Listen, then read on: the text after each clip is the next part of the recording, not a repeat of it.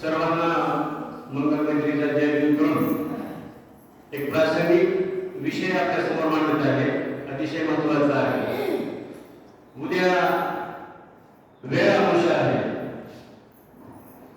अमावस्या म्हणल्यानंतर आपल्याकडे उत्सव असतो, कारण बाबासाहेब आंबेडकरांनी आणि तथागत गौतम बुद्धांनी आपल्याला सांगितले उपासक कुणाला म्हणायचे।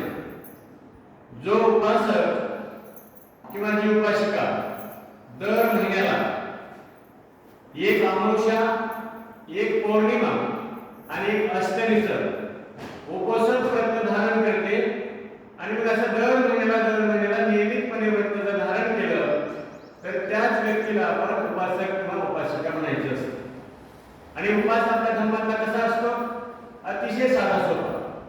पूजनीय भिक्खू जसे बाराच्या आतमध्ये जेवण करतात, तसं उपोषण व्रत धारण करणाऱ्या व्यक्तीनं बाराच्या आतमध्ये साधं सोपं जेवण करायचं आणि जेवण केल्यानंतर दिवसभर अष्टशिलेचं पालन करायचं, साधी राहण्याची उच्च विचारानं जगायचं, शील सदाचाराचा मार्ग पत्करायचा आणि दिवसभर धम्मविचाराला जगण्याचा प्रयत्न करायचा। आणि तेवढ्या तुम्ही जर दिवसभरातून तुम्हाला जर भूक लागली तर त्या दिवशी फक्त घेतला तर फळ आहार घ्यायचा असतो, बाकी आपल्याला काहीच नसते। आणि मग असं नियमित करणाऱ्या उपासक व्यक्तीला आपण उपासक म्हणतो। परंतु ही वेळ अमावस्या आपल्या मराठवाड्यामध्ये एक उत्सव आहे शेतकऱ्याचा। आता ही वेळ अमावस्या कशी आहे बघा, गेल्या वर्षी मी हा विषय सोशल मीडियावर टाकला, महाराष्ट्रामध्ये विद्वानाच्याकडे पूजनीय भिक्खू संघाकडे टाकला, श्रद्धेय भीमराव आंबेडकरांकडे बी फेकला। परंतु त्या ठिकाणी भीमराव आंबेडकरांचं स्वागत आलं की होय कदाचित धर्मपदावरचा हा उत्सव असू शकतो। इथल्या काही भिक्खूंनी सांगितले हे चुकीचं आहे, परंतु इथं बसलेले आपण उपासकांनी 10 मिनिटाचा वेळ द्यायचा आणि सांगायचं की योग्य आहे काय योग्य आहे। मूळ आपल्या मराठवाड्यामध्ये बौद्ध धर्माची राजवट जी होती ती बौद्ध धर्माच्या राजवटीचं नाव होतं सातवाहनांची राजवट। लक्षात ठेवा, 7 शब्द खूप महत्त्वाचा आहे। सातवाहनांची धम्मविचाराची राजवट होती आणि त्या राजांचं नाव होतं सातकर्णी राजे। आपल्या विहाराचं नाव ठेवले पूजनीय भिक्खू यांनी सातकर्णी नगर म्हणून त्या ठिकाणी, लक्षात घ्या। मग सातकर्णी नगरामध्ये त्या 7 वाहनांची राजवट होती धम्मविचाराची। हे बौद्धकालीन राजे होते 7। आणि मग ह्या राजाचे पाऊल खुणा आपल्या मराठवाड्यामध्ये दिसतात। त्या पाऊल खुणा तुमच्या लक्षात असतील। खरोशाची बुद्धलेणी म्हणजे हे धर्माचं जुनी आठवण आहे, आपल्याला ऐतिहासिक साठवण आहे। लातूरचं नाव आपल्या रत्नापूर आहे, सिद्धेश्वराचं मंदिर आहे। नावाचा अर्थ बघा, सिद्धेश्वर, सिद्ध झालेला ईश्वर। जगामध्ये सिद्ध झालेला ईश्वर फक्त तथागत गौतम बुद्ध आहे, दुसरा कोणताही ईश्वर सिद्ध झालेला नाही। दुसरं इथं वेगवेगळे मंदिर आहेत, परंतु प्रत्येक मंदिराकडे जाऊन बघा त्या ठिकाणी बुद्ध अवशेष आपल्याला सापडते। म्हणून आपण लक्षात ठेवायचं लातूर ही जुनी नावाची रत्नापूर आहे। जसं इथल्या महिला भगिनी आपल्या सन्नतीला गेल्या होत्या आणि सन्नतीला आपण बघितलं ती जी गोल घुमट आहे तिथे स्तूप फोडलेलं, त्या स्तूपाला कोणी सांगितलं इथे एक जुनी विहीर होती म्हणून। अगदी तसं आहे लातूर ह्या रत्नापूर शहरामध्ये आज जी आपण गोलाई ज्याला म्हणतो ती गोलाई देखील जुना स्तूप होता त्या ठिकाणी। आणि तो स्तूप पाडून त्याच्यावर बांधकाम झाले, आता आपण त्याला मॉल म्हणतो, त्याला गोलाई म्हणतो। प्रत्येक बौद्ध धर्माच्या वास्तूचं नाव हिंदू धर्माचा देव झाला किंवा मुस्लिमाचा देव झाला। आज देशामध्ये भारतीय जनता पार्टीची सत्ता आहे, हिंदू विचाराची सत्ता आहे, म्हणून आज तुम्ही आम्ही पेपरात बघतो कधीमधी की मुस्लिमाच्या मशिदी आता हिंदूचे दैवत निघालेले आहेत। कारण त्या काळामध्ये बुद्ध राजवटीमध्ये जेव्हा पुष्पमित्र शृंगाची हत्या केली आणि हिंदू राजवट लागू झाली तेव्हापासून ही सर्व जगातल्या जेवढ्या जुन्या इमारती आहेत त्या सर्व इमारती ह्या बुद्धिस्ट इमारती आहेत। मग त्याच्यामध्ये संशोधन आपण जर केलं तर जगातल्या कुठल्याही इमारती ह्या बुद्ध वास्तुशास्त्र आहे। आणि मग या बुद्ध वास्तुशास्त्रामध्ये तेर आहे बघा इथे बाजूला, त्या तेरचं नाव आहे तगर। जगातली त्यावेळेस बौद्धकालीन खूप मोठी बाजारपेठ होती, तिथेही स्तूप सापडलेला आहे। इथं तुमच्या बाजूला पेठ आहे, ही पेठ देखील बौद्धकालीन राजवटीची बौद्धकालीन बाजारपेठ आहे। आणि म्हणून आपल्याला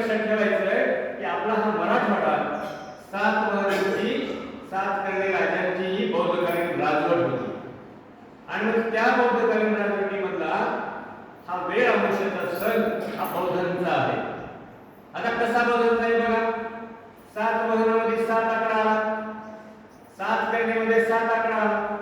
आणि वेळ अमावस्या कधी असते आपण सर्वांनी लक्षात ठेवायचं. वेळ अमावस्या म्हणजे पावसाळा किती तारखेला सुरू होतो सांगा बरं. 7 जूनला होते. आणि लक्षात म्हणजे विज्ञानाची तारीख देखील कुणी केलेली आहे. बौद्ध वास्तुशास्त्राप्रमाणे 7 जूनला पावसाळा सुरू होते बघा. 7 करणेच्या 7.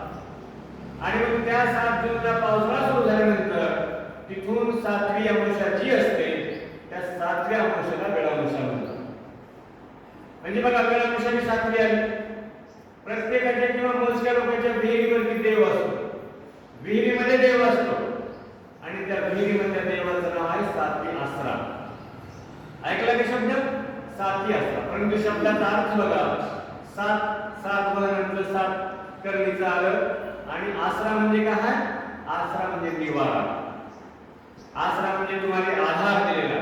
आणि तो आधार कुठं असतो तर त्या पाण्याच्या ठिकाणी असतो. आणि म्हणून लक्षात ठेवायचं हे 7 आकडा काय आहे तर पंचतत्व म्हणतो आपण. आप, तेज, वायू, पृथ्वी आणि जल हे पंचतत्व आहे. आप, तेज, वायू, जल आणि पृथ्वी पंचतत्वाचं सजीव बनतो. आणि मग हे 7 कशाचा आकडा तयार झालेला आहे. अंदाज लावलेला आहे 7 आकड्याचा की हे पंचतत्वाचे 5 नंबर, 5 दगड शोधू आपण. ते पंचतत्वाचे 5 आणि 2 काय आहे तर या पृथ्वी तलावरील सर्व सजीवांचं प्रतीक म्हणून 6 झाले. आणि 7वं काय होतं या सर्व सजीवांची जी संस्कृती आहे त्या संस्कृतीचा नंबर आहे 7. म्हणजे पंचतत्वाचे 5, सर्व पृथ्वी तलावरच्या सजीवांचं 6 आणि ही जी संस्कृती आहे आपली सर्वांची त्या संस्कृतीचा 7 असे 7 म्हणून त्या ठिकाणी असतात. मग वेळ अमावस्येला काय म्हणतात बघायला. प्रत्येक शेतकऱ्याच्या शेतामध्ये वेळ अमावस्या असते. ही वेळ अमावस्या कशी असते बघा. त्या शेतकऱ्याच्या शेतामध्ये रब्बीचं पीक, खरीपाचं पीक घरात आलेलं असतं.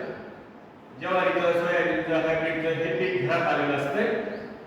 आणि दुसरी गोष्ट रब्बी पेरलेली असते आणि रब्बीचा हरभरा किंवा ज्वारी, गहू हे शेतामध्ये खोललेलं असतं आणि ते खायला आलेलं असतं. म्हणून त्या दिवशी काय करतात त्या वेळ अमावस्येला प्रत्येक शेतकरी आपल्या शेजाऱ्या पाजाऱ्या सर्वांना निमंत्रण देतो. हा वेळ अमावस्येचा सण जातीपातीच्या भिंती छेदून सर्वांना निमंत्रण देतो. तिसरं तुम्ही लक्षात ठेवा. हिंदू धर्माचा जर देव असता तर कधी शेंदूर फासून लाल केला असता. परंतु या देवाला मात्र शेंदूर आतापर्यंत कोणी फासलेला नाही. याला काय चालतंय 7 दगड असतात बघा. 7 कोप कशाची असते शेतामधल्याच कडब्याची कोप तयार केलेली असते. कोपीवर कपडा कुठला असतो.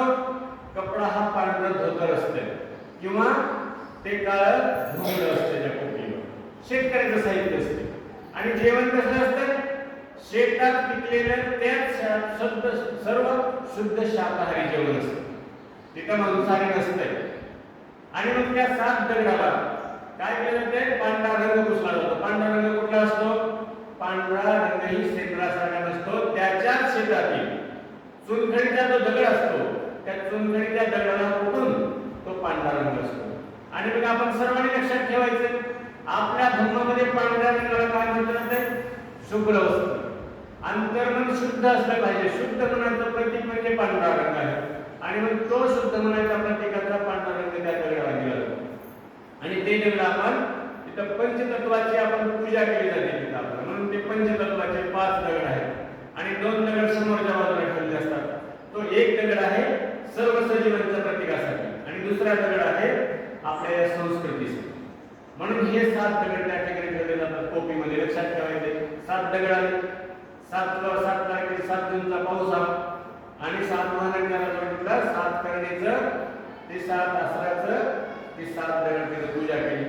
त्या ठिकाणी काय केलं ती पूजा. आणि बघा तुम्ही प्रत्येक माणसाला निमंत्रण असतं या या जेवण करायला.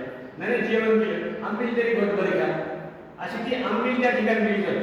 आणि वैशिष्ट्य बघा आपल्या घरामध्ये पुरणपोळीला किंवा कुठला सण केला किंवा जेवण केलं उत्कृष्ट जेवण झालं त्या दिवशी आपल्याला करपट करण्याची किंवा पोट बिघडण्याची शक्यता असते.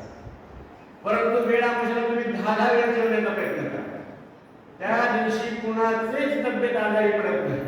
कारण ते जेवण जे आहे, कारण की आंबील असते, त्या ठिकाणी शाकाहारी म्हणजे आपण इकडे भजी म्हणतात, आणि मग तिथे ज्वारी भाकरी, गोड भाकरी, तिखट भाकरी, दुपारचे वेगवेगळे पदार्थ त्या ठिकाणी जेवण असते. आणि जेवण बघा आता शहरीकरण आलेलं आहे, आणि शहरीकरणामुळे समृद्धी बुद्ध धर्माची आल्यामुळं तुमच्यासारखे शेतकरी काय करतात, एखादा टेम्पो असेल, मिनी बस असेल, जीप असेल, आणि त्याच्यामध्ये शेजाऱ्या बाजारांना भरून शेतात, जरी तुम्ही 100 लोकांना भरून दिलं तरीही स्वयंपाक करत असताना वेळानुसारचा नियम आहे की माझ्या शेतामध्ये जर वेळानुसार घेऊन जाणार असेल तर तो स्वयंपाक मी आणि माझ्या परिवारानेच केलेला असला पाहिजे. त्या ठिकाणी आचार्य किंवा स्वयंपाकीला वगैरे नसता कामा नये, ही अट आहे. आणि मग बघा, आणि स्वयंपाक तो ताजा स्वयंपाक नसतो, स्वयंपाक आदल्या रात्रीच केलेला असतो, आणि तो स्वयंपाक आपण तिथं. मग अशा प्रकारची वेळानुसार आपण शेतामध्ये साजरी करतो. आणि ही वेळानुसार जी आहे ती वेळानुसार बघा, हिंदू धर्मामध्ये अमावस्या ही सर्वात अपशकुनी दिवस आहे. अमावस्येच्या रात्री किंवा दिवसा काहीच कार्यक्रम करत नाही. पूर्ण पंचांगाने, 2 पंचांग आहेत, दाते पंचांग आणि खाडेलकर पंचांग, दोन्ही पंचांगामध्ये प्रत्येक अमावस्या अपशकुनी आहे. परंतु या ठिकाणी मात्र अमावस्येला उत्सव केला जातो. आणि उत्सव होणारी अमावस्या कोणाची आहे तर उत्सव अमावस्या असणारी, पोषक व्रत धारण करणारी अमावस्या केवळ बौद्ध धर्माची आहे. आणि म्हणून लक्षात ठेवायचं आहे की हा वेळ अमावस्येचा शेतकऱ्यांचा उपवास उत्सव निश्चितच आमच्या बौद्धांचा असला पाहिजे. आणि मग इथे बघा, आहा साळुंखे यांनी एक पुस्तक लिहिलं आहे, इतिहासकार आहे तो, आणि त्या आहा साळुंखेने पुस्तक लिहिलंय, आपण म्हणतो गौतम, परंतु त्यांनी पुस्तक लिहिले गौतम बुद्ध. गो म्हणजे गाय आणि उत्तम म्हणजे उत्कृष्ट, म्हणजे गायीचं संगोपन करणारा बुद्ध होता मध्ये, त्यांचा वंश होता मध्ये. आणि मग काय गायीचं संगोपन करणारे कोण होते? गायीचं संगोपन करणारे शेतकरी. आणि मग त्या शेतकरी राजांचा हा वेळानुसारचा उत्सव. आणि मग तो उत्सव पूर्ण शुद्ध शाकाहाराचा आहे. तिथे जर थोतांड मानलं असतं, अवडंबर मानलं असतं, तर प्रत्येक समर्थ शेतकऱ्याच्या शेतामध्ये एखादा धर्मांत म्हणून आला असता. आज बघा तुम्ही मंदिर आहे, देवीच्या मंदिरात गणपतीची आरती करतात, हनुमानाच्या मंदिरात गणपतीची आरती करतात, अंबाबाईच्या मंदिरात गणपतीची आरती करतात, कुठल्याही मंदिरात कुठलीही आरती करतात. परंतु वेळ अमावस्येचा उत्सव आहे की त्या वेळ अमावस्येला स्तोत्र स्तोत्र किंवा थोतांड पाटण किंवा हिंदू धर्माचं तिथं काहीही दिसत नाही. इव्हन तिथं हळदी कुंकू सुद्धा नाही. त्या ठिकाणी ब्राह्मण, हिंदू धर्माचा जर उत्सव असता तर त्या ठिकाणी ब्राह्मण आला असता. आता उत्सव तुम्ही हिंदू धर्माचे बघा किंवा इतर धर्माचे बघा, उत्सव म्हटलं आपल्याला की कोंबडं आलं, बकरं आलं, जेवण आलं, आणि त्या ठिकाणी नाना जे काही लोक उपक्रम असतात ते तिथं आले. परंतु या उत्सवामध्ये मात्र कोंबडं बकरं अजिबात नाही.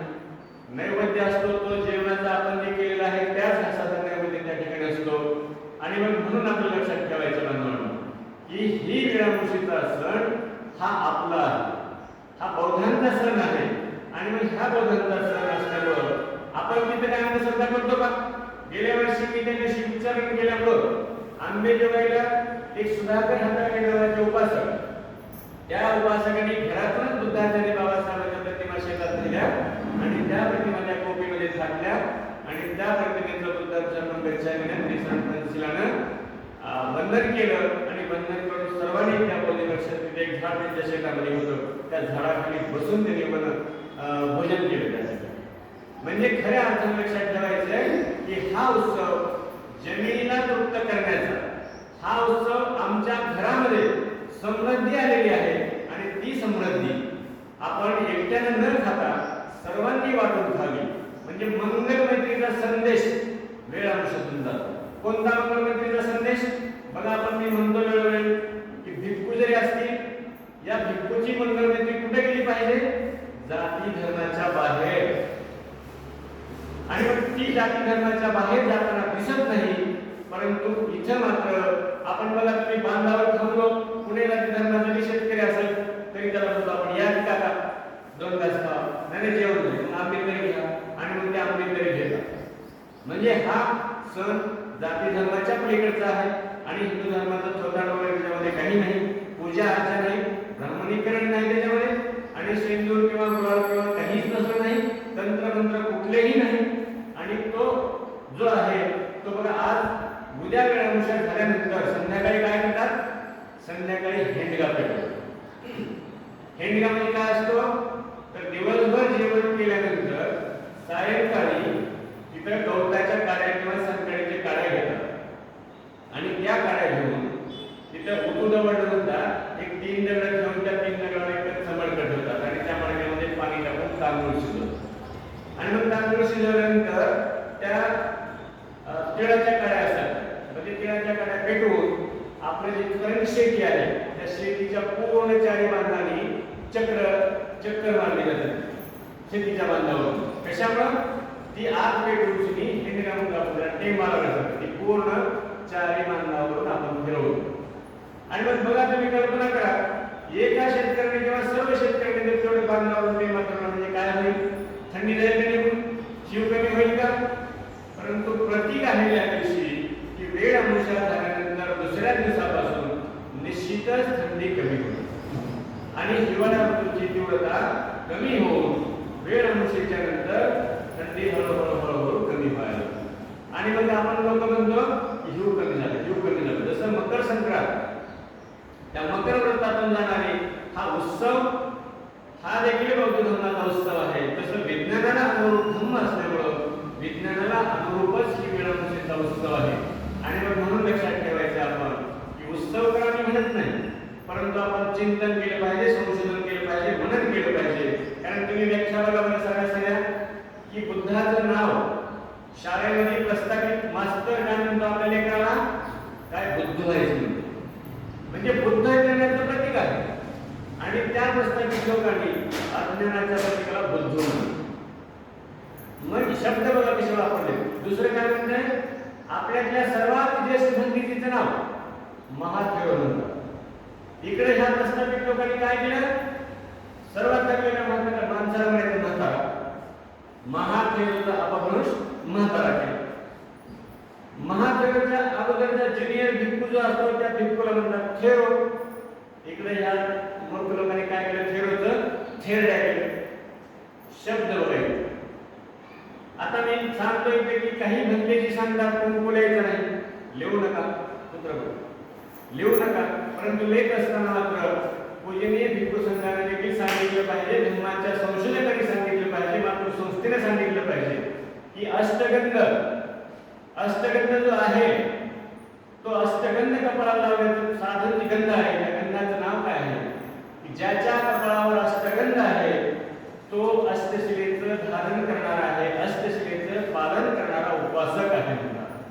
आणि मग तो अष्टगंध लिहायला हरकत नाही. जर आपल्या महिला भगिनींना जर पूजनीय भिक्खू संघाने किंवा मातृत्व संस्थेने सांगितलं की कुंकू आपल्या धर्मात वर्ज्य आहे आणि मग त्याच्या ऐवजी आपण राष्ट्रगंध लिहावं लिहू शकतात.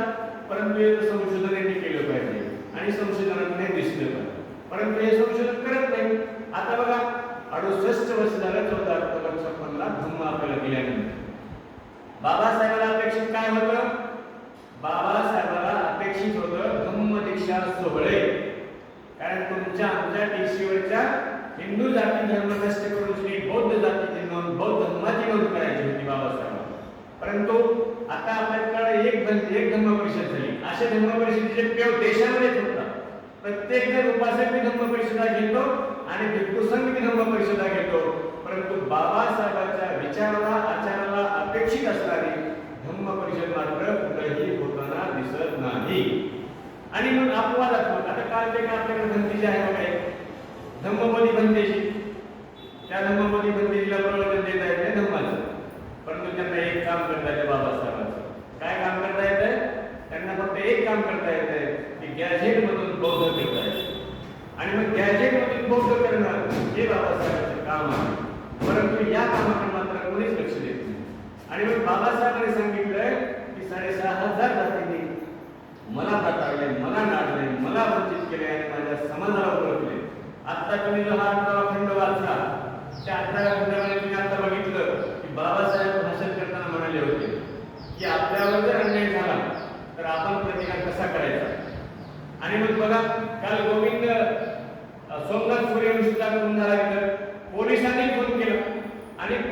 कस्टडीमध्ये नाही घेऊन जागा त्याचा, न्यायालयीन कस्टडीमध्ये. न्यायालयीन कस्टडी काय असते? न्यायालयीन कस्टडी म्हणजे तुम्ही एवढा मोठा अपराध केलेला नाही, अतिशय साधा आहे, तुम्ही फक्त येऊन पोलीस स्टेशनला हजेरी देऊन जायचं. आलो पाहिजे म्हणतात, नाव कर, सहीकरण जा म्हणतात, त्याला आपण म्हणतो न्यायालयीन कस्टडी. परंतु न्यायालयीन कस्टडीमध्ये जनावरांसारखं मारून अमानुष मारहाण करून त्या सोमनाथ सूर्यवंशीला मारून टाकलं. म्हणजे संविधानाचा खात्मा या पोलीस यंत्रणाने केलेला आहे, संविधानाचा खात्मा त्या प्रशासनाने केलेला आहे, आढळराव झालेला आहे. आणि मग बाबासाहेबांचा विचार आपण जर जाणला, बाबासाहेबांचा आचार आपण जर चालला आणि बाबासाहेबांच्या मार्गावर जर आपण चाललो तर आपण धर्माचेच प्रबुद्ध झालो असतो. म्हणून मी कधी कधी म्हणतो आणि नेहमीच म्हणतो की आपण शुभ्र वस्त्र परिधान केले म्हणून बौद्ध होऊ शकत नाही, आपण पंचशिलेचा स्कार्फ अंगावर घातला म्हणून बौद्ध होऊ शकत नाही, आपल्या खांद्यावर निळा झेंडा घेतला म्हणून बौद्ध होऊ शकत नाही, मोठ्याने जयजयकार केला म्हणून बौद्ध होऊ शकत नाही. दररोज बिहारमध्ये येऊन श्री तुम्ही पूर्ण धम्म पाठ केला तरीही बौद्ध होऊ शकत नाही. केवळ आणि केवळ तुम्हाला पंचशिलेचं आचरण जीवनामध्ये करावं लागलं. आणि बाबासाहेबांचा पत्रकाराला सांगितलेली व्याख्या की जो कोणी या पंचमितलावरचा नागरिक शील सदाचाराचं वर्तन करतो तोच खरा बौद्ध आहे, असं आपण जगलं पाहिजे. आणि म्हणून बांधवांनो, बुद्धाचा धर्म हा कर्मसिद्धांतावर आधारित आहे. तर कुशल कर्म करावे लागतात आणि अकुशल कर्माला आपण टाळी केलं पाहिजे.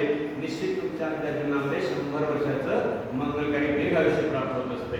आणि म्हणून आपल्या समोर या ठिकाणी ठेवलेला आहे मी विषय वेळ अमुषा. तर या वेळ अमुषाला आपण सर्वांनी चिंतन करावं, मनन करावं आणि बुद्ध धर्माच्या परिभाषेला थोडं जोडून घ्यावं, पाहून घ्यावं की खरंच हा बौद्धांचा सण आहे का. मला 100% वाटते, कारण माझा दावा आहे की हा बौद्धांचा सण असावा, कारण आपलं ही सातवाहनांची सात करण्याची राजवट मराठवाड्यामध्येच आहे.